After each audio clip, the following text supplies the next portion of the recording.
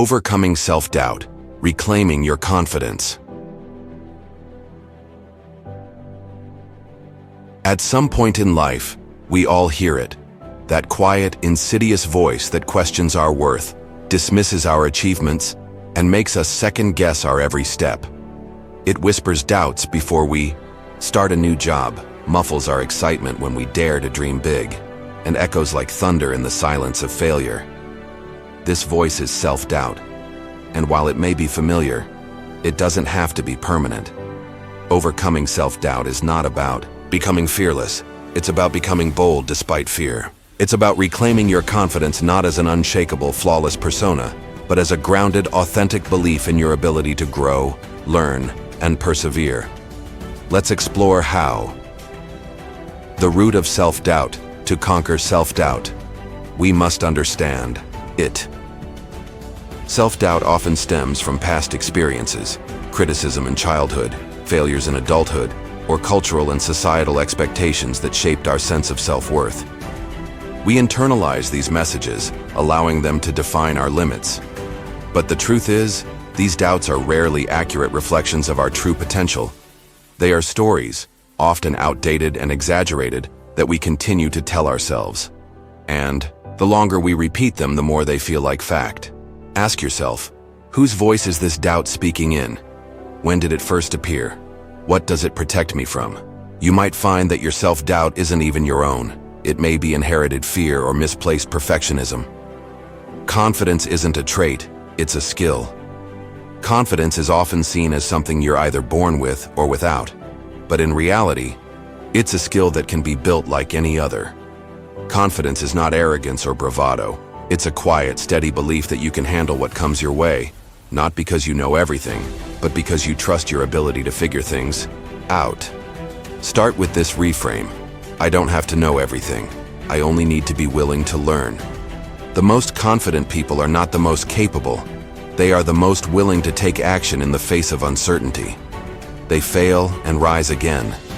They ask for help when needed. And most importantly, they don't let doubt paralyze them. The power of small win self-doubt thrives in stagnation. When we remain still, fear grows. But action, any action, shrinks doubt. One of the most powerful ways to reclaim your confidence is through small wins. Set yourself up for success by setting achievable, meaningful goals. Whether it's waking up 30 minutes earlier, completing a workout, or speaking up in a meeting, every win rewires your brain to trust yourself a little more. Celebrate these victories, write them down, revisit them. They are evidence of your capability. Over time, these small acts build a powerful narrative. I show up, I try, I improve, I am capable. Befriend. Failure is inevitable, but self-doubt turns failure into identity. Instead of thinking, I failed, it whispers, I am a failure. To overcome this, we must redefine failure as feedback, not judgment. Every mistake is a teacher, every setback a stepping stone. Start asking, what can I learn from this? How can I approach it differently next time? What did I handle well, even in the face of failure? By treating failure as an ally, not an enemy, you begin to loosen the grip of self-doubt. You realize that growth doesn't come from always being right. It comes from being willing to be wrong and still move forward. Silence the inner critic. Your inner critic is loud when your inner champion is silent. That voice that says, you're not good enough is often an echo of fear, not truth. One powerful exercise is externalization. Give your inner critic a name and a persona. Make it a cartoon character, a grumpy neighbor, or a character from a movie. Then, whenever it pipes up, say, thanks for your input, Greg, but I've got this. This humorous distance helps you see the absurdity of your inner dialogue. It gives you room to choose a different voice, one that's kind, constructive, and empowering. Remember, you are not your thoughts. You are the observer, the chooser, the one in control. Surround yourself with confidence builders. Confidence is contagious. Surround yourself with people who believe in you, who remind you of your worth when you forget. Avoid toxic environments that fuel insecurity and comparison. Seek mentors, friends, and communities that encourage growth, not perfection. Share your goals, your fears, your doubts. Vulnerability creates connection, and connection fosters courage.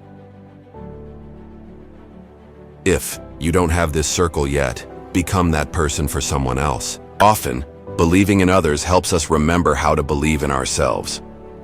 Reconnect with your why. When self-doubt feels overwhelming, come back to your why. Why did you start this journey? What do you care about deeply? What kind of person do you want to become? Purpose fuels persistence. When your goals are aligned with your values, confidence becomes less about proving yourself and more about being yourself. Journal about your dreams. Visualize your future. Speak affirmations that reinforce your vision. Let your why be stronger than your fear. Practice self-compassion. We often hold ourselves to impossible standards while extending grace to everyone else. But confidence doesn't grow in shame. It grows in compassion. Speak to yourself as you would a friend. It's okay to struggle. You're learning. You're doing your best. Self-compassion doesn't mean you lower your standards. It means you refuse to abandon yourself in pursuit of them. When you slip up, stumble, or fall short, choose compassion over criticism. That's what builds resilience. That's what keeps you moving. Rewrite your story. Every day you write a story about who you are. Is it a story of limitation or one of strength? Are you the victim or the hero? Reclaiming confidence means choosing a new narrative, one that honors your journey, acknowledges your scars, and celebrates your wins. Here's how you can start.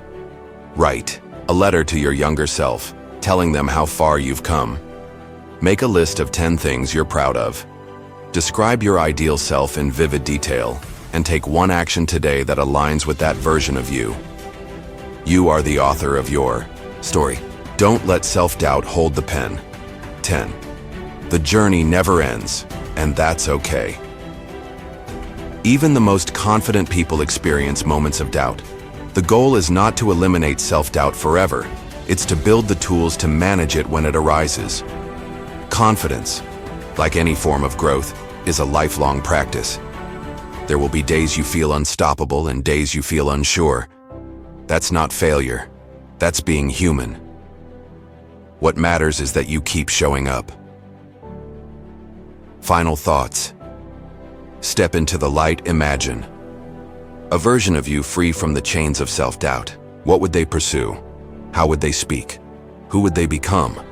That version of you is not a fantasy. It's a future within reach. One choice, one action, one thought at a time.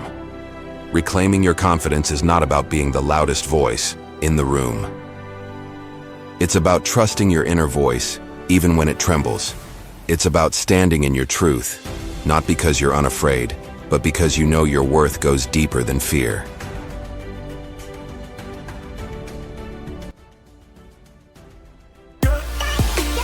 Thanks for watching. Please like, share, and subscribe if you like videos like this. Thank you.